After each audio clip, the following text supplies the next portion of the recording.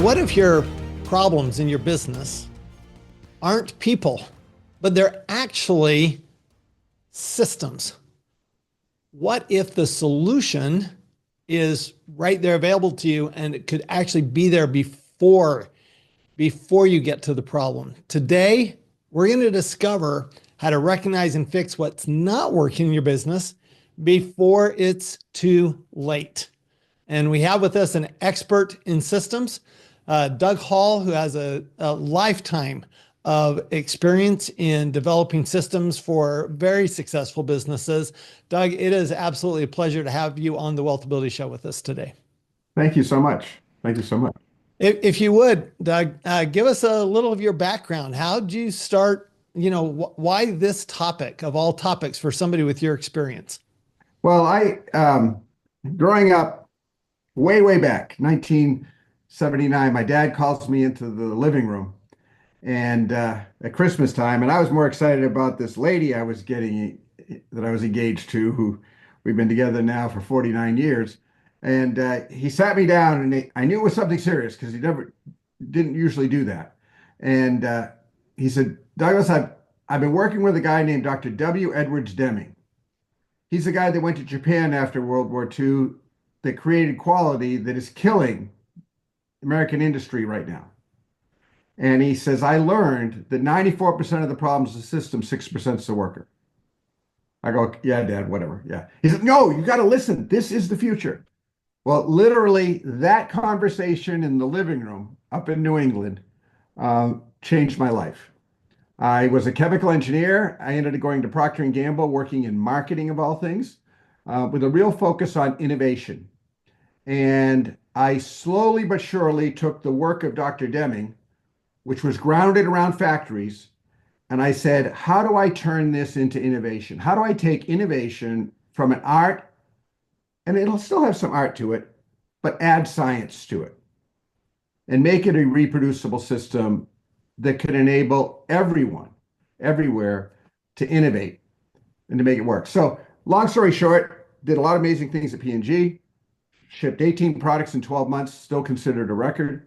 Left and created the Eureka Ranch, working with multinational companies and small companies, over 2,000 companies over many years, helping them increase speed and decrease risk with innovation, generally a focus on disruptive.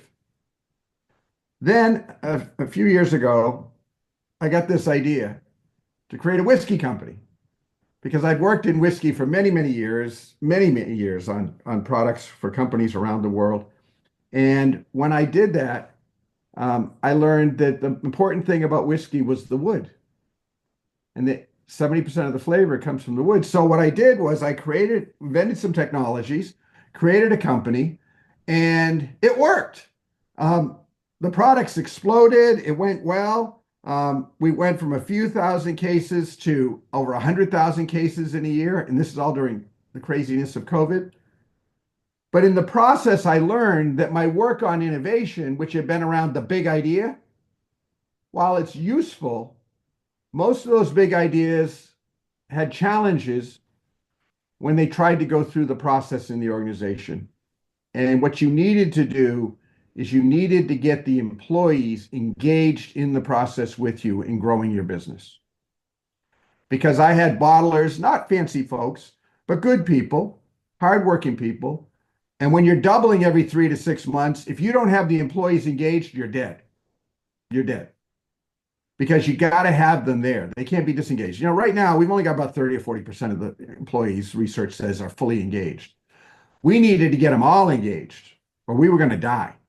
Because myself and my co-founder, Joe Gergash, we couldn't do this by ourselves. We had to have the entire organization with us.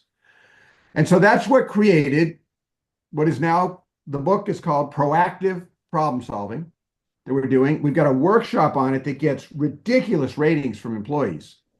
And it is changing my life because I've taken all of my work doing big ideas for Nike and Disney and American Express. And now it's all about helping that worker make a difference in the organization. And the way we light them up is we say we're going to start by stopping the stupid. And we talk directly to the employees. with proactive problem solving, the first place to begin is you got to give employees something that's going to make a difference for them. So you say, what are the stupid work systems, the stupid communications, the stuff that gets in the way of you doing meaningful work to do your job? You know, And they go, hallelujah, baby, somebody's listening to me. And suddenly you light a fire and the organization is transformed faster than you can ever imagine. You can't imagine. You hired these people because you gave a damn about it and they cared. And then they suddenly became droids. Well, what happened? Did they change or did we not ignite them?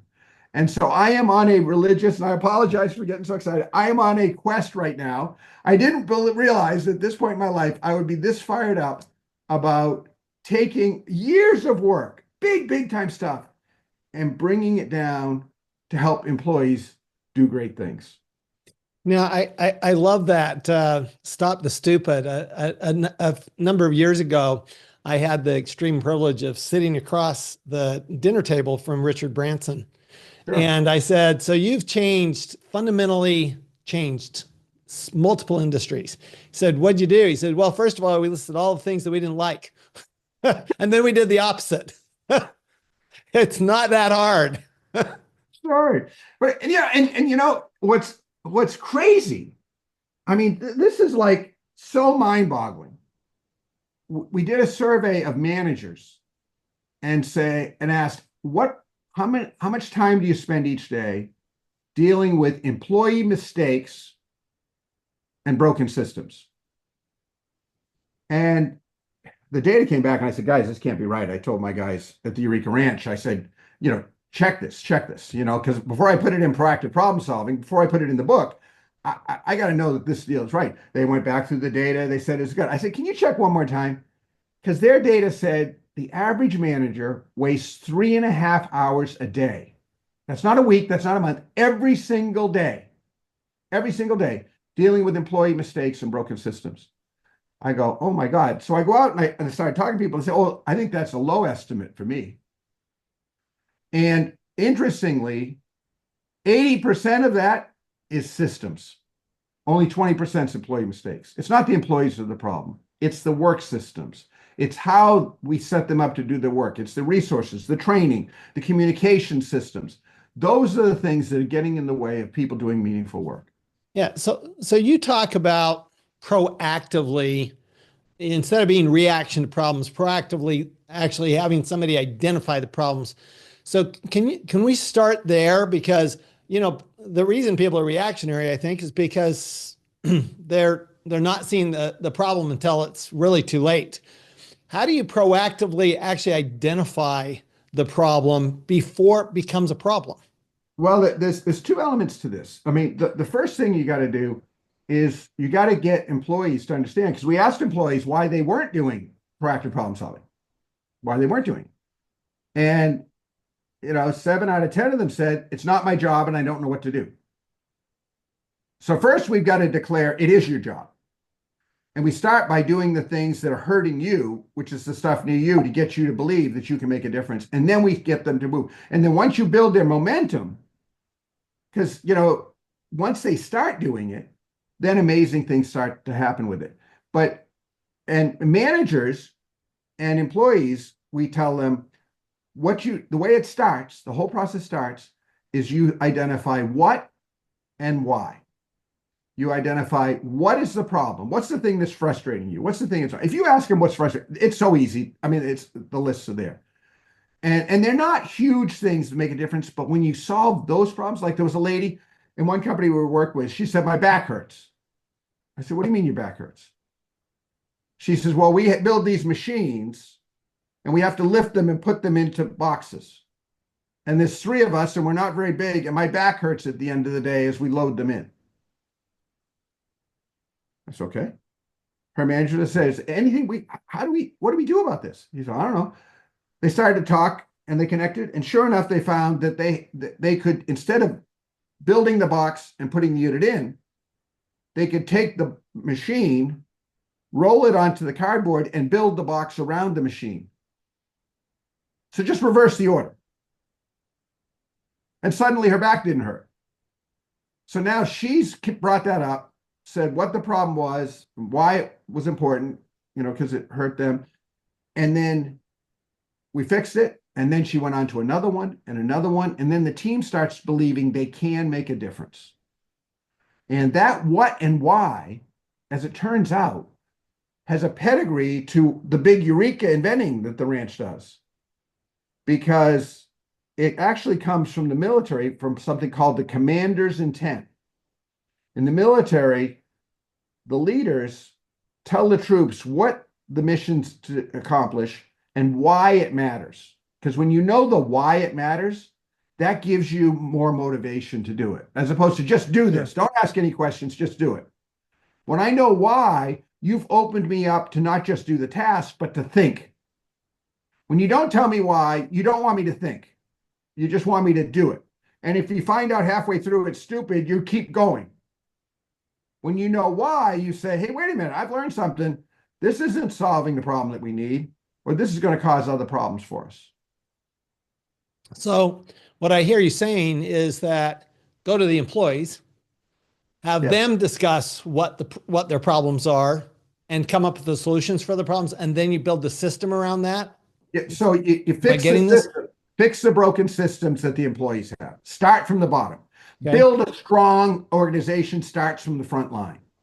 Get those folks engaged, solving the problems that are frustrating them. As they get confidence, then you train the managers, and the managers start putting out projects. We call them blue cards that define the what and the why and a scope. And the employees have had wins and seen benefits to them. I mean, tell them we need this so that the owner can make a lot more money. Nobody cares.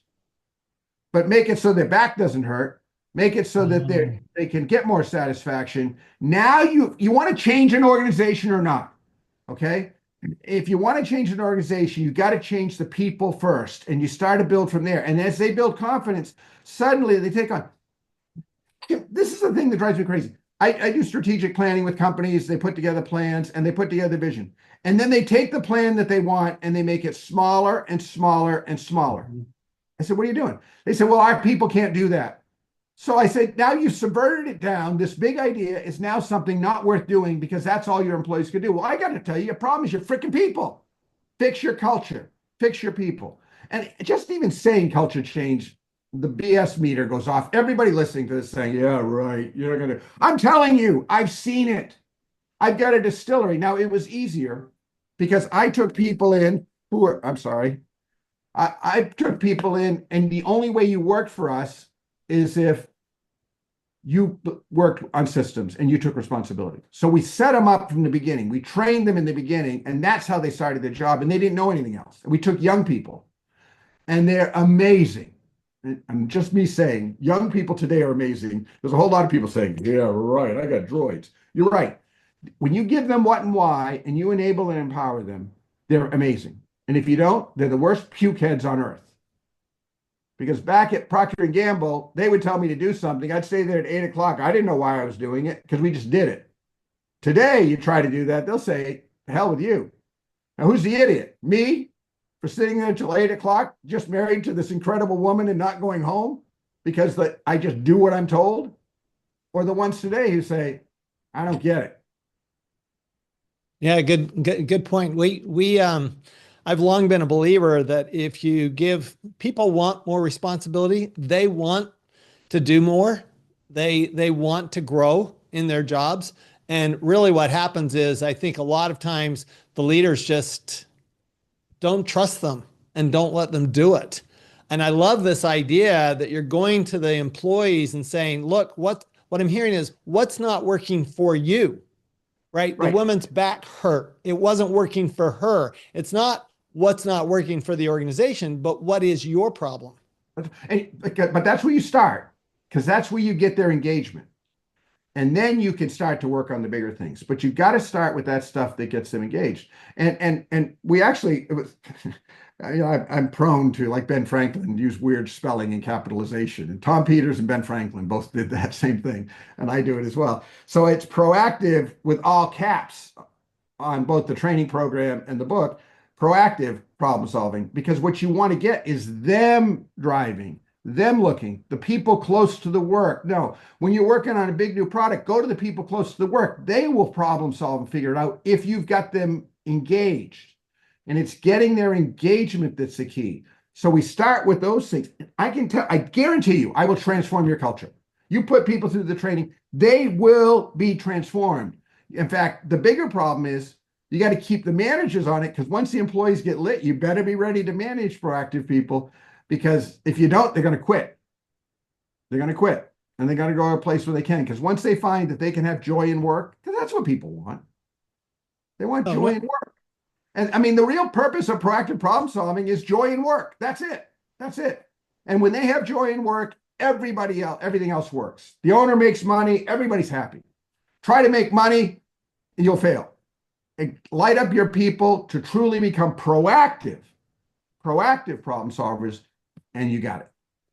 All right. So what do you do to actually get them thinking about that? So you got them, so you started with that first step, you've got them engaged, you've got them, they've solved some problems, but what's that next step to get them into that proactive problem solving and looking for those problems?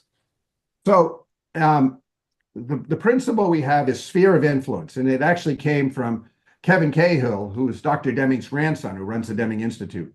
And he says, everybody has a sphere of influence where they can do things. Okay. And to your point, we don't want the inmates running the asylum. I mean, this is not about letting them go crazy and do that. That's not what we're talking about. What we're talking about is start with the sphere of influence. So say you've got a work team and they've got frustrations like the lady with the back, or I've got multiples of those stories that I can tell you. And start with them where they've got control over that sphere of influence. Then they work on their work to improve the systems. Okay. You don't bring experts in, they do the work to do it, because you teach them how to do this. Okay. And then they change the SOP, and you get approval to the new SOP, and you've got a system. Then their team leader starts to work on team projects. Then that team with the next team. So the team that, say you're an IT group and you've got stuff comes in and stuff goes out. You got customers coming in and customers going out from your IT group. Then you start to work with maybe the people coming in, and you improve the systems between your work unit and the next the work unit feeding into you. Okay. And you keep doing this and expanding it until you get to the department and the division and the corporation. And so now that's how you do it. You grow it from the bottom up. The key is you've got to educate. And that's why Proactive Problem Solving, the book, was ready a year ago. We ran a pilot with people across companies, large, small, nonprofit, for-profit, and because we give a lot of scholarships to small businesses. Okay, I've always been, because we're crazy expensive, but rich people can pay it, so that's good. I like take it from rich people, the big companies. But small businesses, we give huge scholarships to help them out on all of our work that we do, the training and stuff. And we brought them together, and they said, this is spectacular. It's going to work with the employees. And if you ship this, I'll kill you. I said, that's a bit severe. I said, okay, I'm exaggerating, one of the CEOs said. He says, but if you light up my employees and you don't get my managers and my executive team bought in, you're going to cause chaos for us. So we pulled the book, we pulled Proactive Problem Solving, and instead what we did is we built a training and in the book I explained, here's the basic thing for employees. The book itself is only 50,000 words instead of 150,000 like my other books, because I wanted it as simple and clear as possible for everybody to be approached. Not right, really simple how to. And then we have a program for the manager, and then we have a separate program for the executives. And now we light it up at the bottom. We teach the executives. Now we're going to change your culture from the top down and the bottom up, and also the middle part, which is the key part. That's where these programs usually fall apart, is the people in the middle, the managers. And so when we got the 3 tiers of training and we started to do that, then they said, this rocks. And that's when we gave the go ahead for Proactive Problem Solving to come out. So how do you keep from allowing the whole idea of systems from taking over? I've seen this before where everybody's caught up and we're building the system. Pretty soon what you have is everybody's working on policies and procedures and nobody's actually doing any work. And they're stuck in, I have to follow the system. I can't do my thing. So how do you balance with, you've got people that you're delegating to, you want the front line to solve their problems, but at the same time you go, but here's the system. So how do you combine those two? Well, that's why they need training. They need training because most people don't know how to work with systems. I mean, Dr. Deming I pioneered this agree. stuff, and we have gone forward. It starts with the aim of the system. The aim of 90+% of systems that put in reactively because they don't know the difference between special cause and common cause. Special cause, it's a random error that just happened. It's not going to happen again. You take that and put it in systems, you got needless bureaucracy.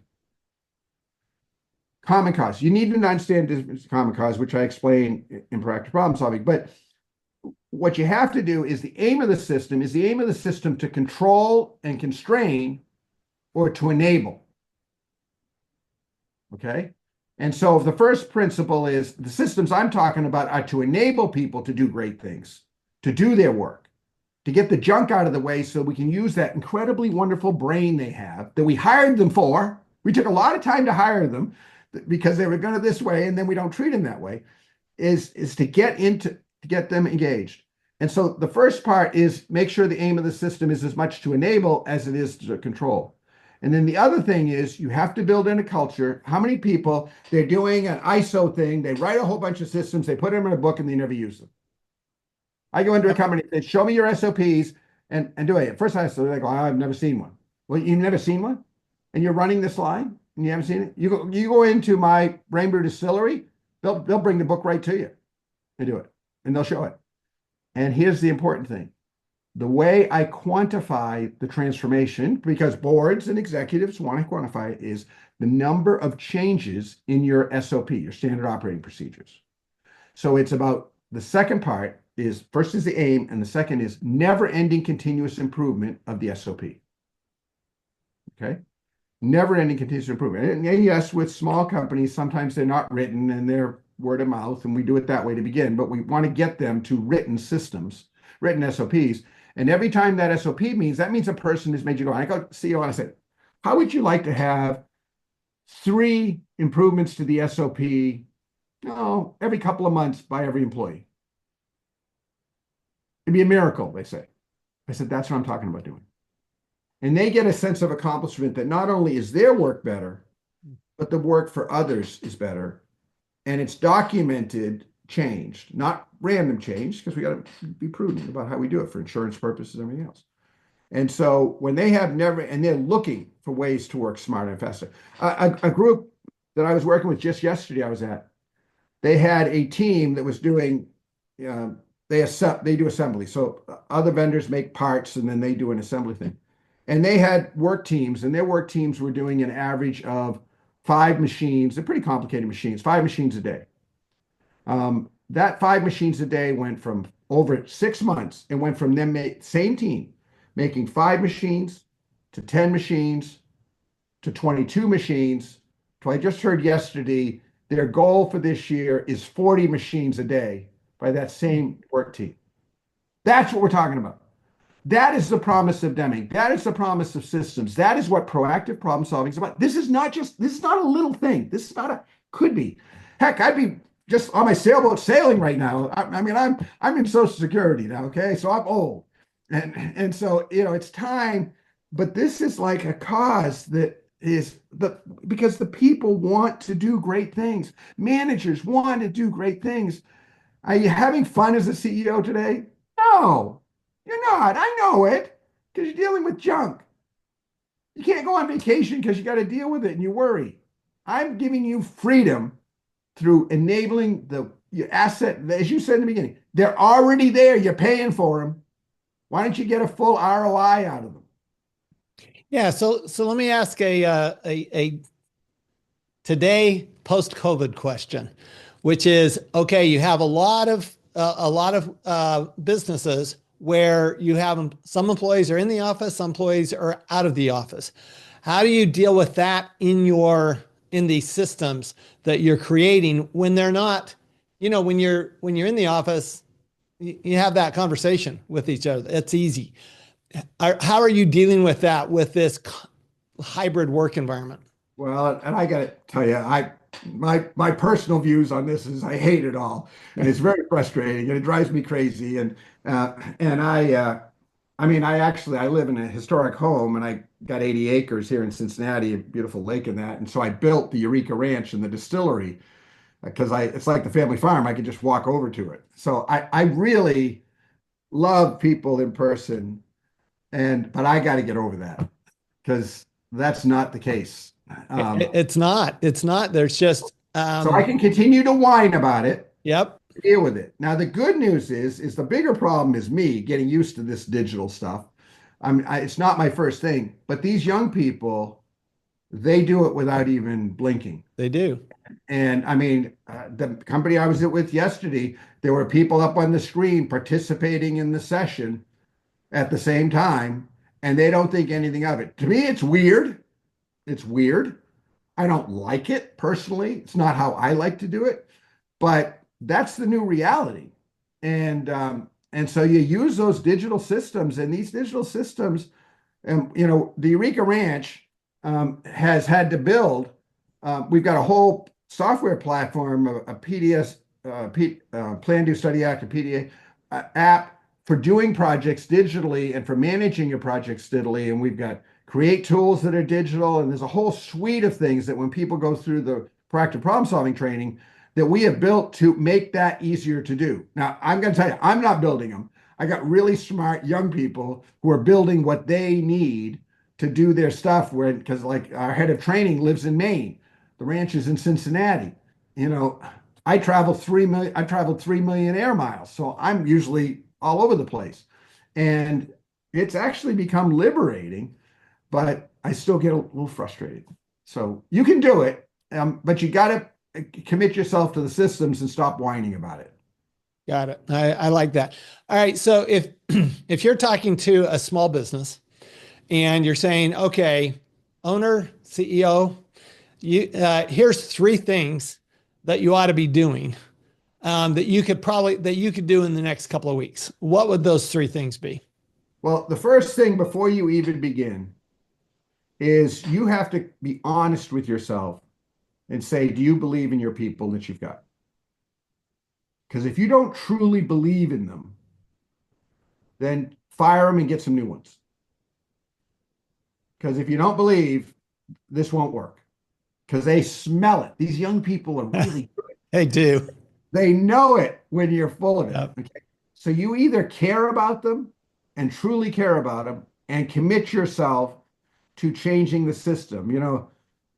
My dad worked with Dr. Deming when he first came back to the US and time, as I mentioned. And he had Alzheimer's in the end and passed. And his mind was gone, and he would sometimes recognize me, sometimes not. But whenever I said Deming, he would say, management. Management's the problem. And he would say, 94% of the problem is management, 6% is the worker, because only management can change the system. I mean, it was so deep in his being that he would say this coherent statement. And it was all, I mean, you giggled because, that's how deep it was in my dad, which is part of why it's ironic that I did proactive problem solving that is so much more aligned to where my dad was versus the big innovations that I did at this point in life. But so management, you've got to now take responsibility for the system. So first you care about them and you believe you've got them. And you'll be shocked because people you think who whine a lot, oftentimes they're the ones that care. And when you enable them, you're going to be amazed. I've seen teams where somebody says, I volunteered to be the project leader on this. And people are like, oh no, he's terrible. No, it's because they care, but they don't know how to verbalize it. And so you got to put in the systems. You got to first start with what and why.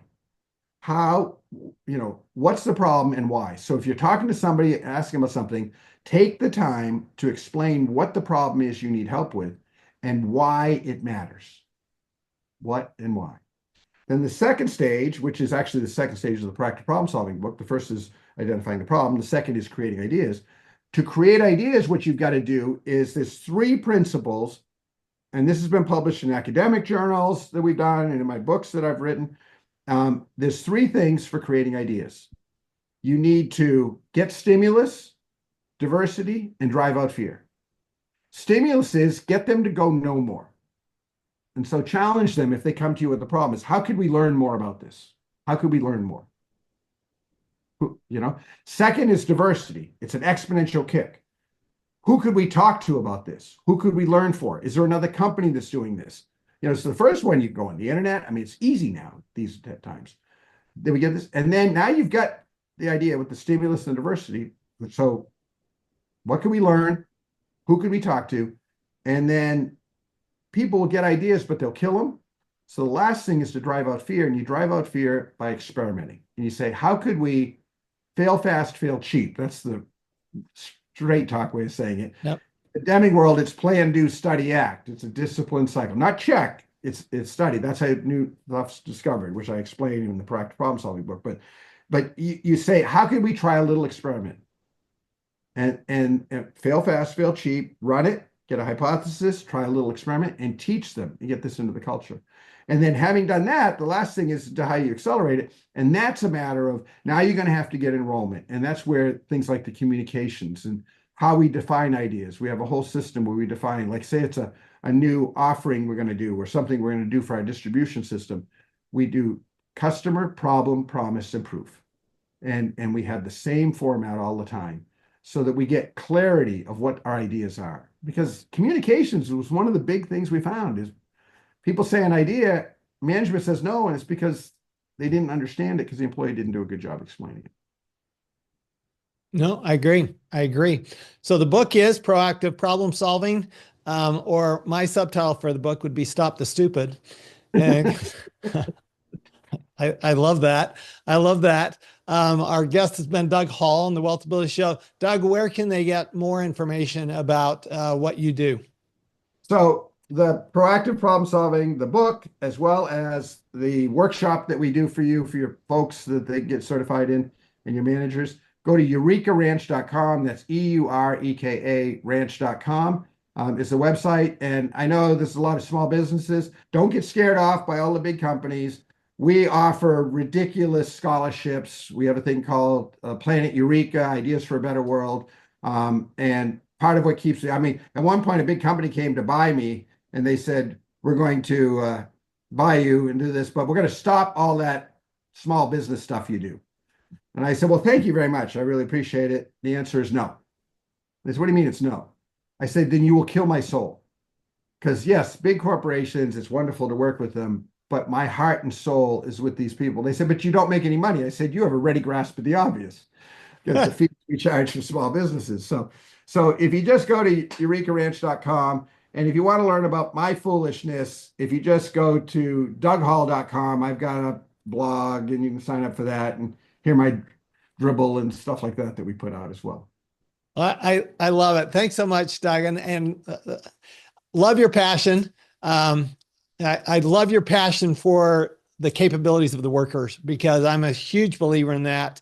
Long believe that I've actually launched more businesses because of employees who said, well, hey, you taught me how to run the business, so now I can go run my own business. And that's probably the thing I'm proudest of over the last 40 years, how many businesses we've launched. And that's what I'm hearing you saying is, look, when they're passionate about the business, when they're passionate about what they're doing, they will find the problems, they'll get engaged, and then they'll actually help you create the systems.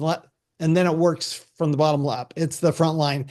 And when that happens, what we're always going to find, we're going to make way more money. I mean, if you're producing 40 machines a day instead of 5 machines a day for a team, that last I checked, that's 8 times the production, which means that it's either 8 times the money or 1/8 of the cost. Either one works. And when we do it in everything we do it in our investments, we always make way more money and pay way less tax. Join us on the next Wealth Ability Show. And if you love what Doug's doing, please go to his book, Proactive Problem Solving. Go to eurekaranch.com and follow us and send this out to your CEO friends. Send this out to your business owner and entrepreneur friends because, man, my experience in my lifetime has been systems and people will make you or they'll break you. Thanks, everyone. This podcast is a presentation of Rich Dad Media Network.